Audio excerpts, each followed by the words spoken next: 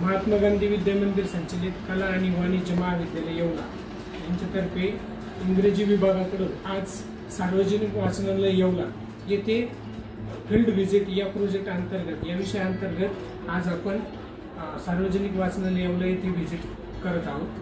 तर त्या लायब्ररीचे जे इन्चार्ज आहे त्यांना आपण या जी येवल्यातली सर्वात जुनी लायब्ररी या लायब्ररीविषयी विचारणार आहोत। त्याबरोबर जी समृद्ध वाचनालय येवल्याला मिळालेलं तर त्या संबंधित सरांना आपण काही प्रश्न विचारणार आहोत।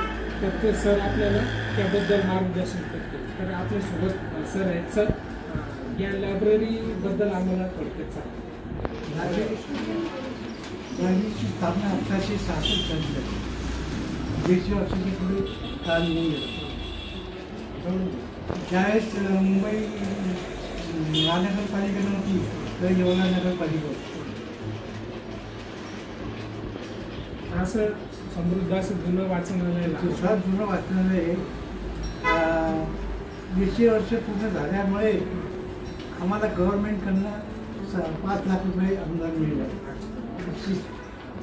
म्हणून त्या जवळ आम्ही वाचनालय बांधलं। या वाचनालयामध्ये सर कोणकोणत्या प्रकारचे बुक्स मराठी हिंदी इंग्रजी आता कोणी वाचत नाही त्याच्यामध्ये मिळत नाही पण याच्या आधी ते होते। पहिले होते पहिले इंग्लिश गव्हर्नमेंट होतं ना 1947 साली तर त्यावेळेस होती काय आहे काय आता इथं वर्तमानपत्र न्यूजपेपर किती आहेत? 14 न्यूजपेपर आहेत डेली न्यूज। आणि वाचक येणाऱ्यांची संख्या किती? वाचक आता जे सभासद एकूण सभासद 300च्या आसपास आहे। 300च्या आसपास आणि दररोज येणाऱ्यांची संख्या 12, 15, 20 अच्छा म्हणजे 20-25च्या जास्तच आहे। पहिले लोक रोज यायचे आता 8-8 दिवस होऊन जातात तरी येत नाही। वाचन कमी संस्कृती कमी पडते।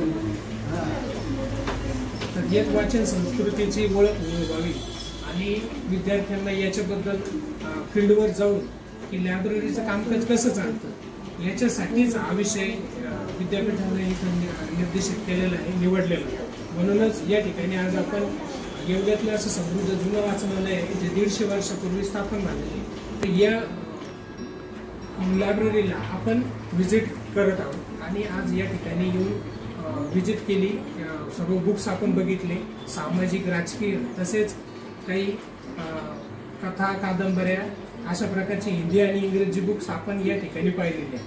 तर सर तुमचे खूप खूप धन्यवाद। तुम्ही आम्हाला आपला अमूल्य टाईम दिला आणि आमच्या विद्यार्थ्यांना मार्गदर्शन केलं याबद्दल मी संस्थेकडून आणि महाविद्यालयाकडून आपला आभार व्यक्त करतो। 1866 पहिले इंग्लिश गव्हर्नमेंट होतं ना त्याच द नेटिव्ह जनरल लायब्ररी नाव 1952 साली सार्वजनिक वाचनालय नाव 300-300 रोज किती लोक? रोज 25 लोक येतात। पेपर वाचायला 15-20 जण येतात।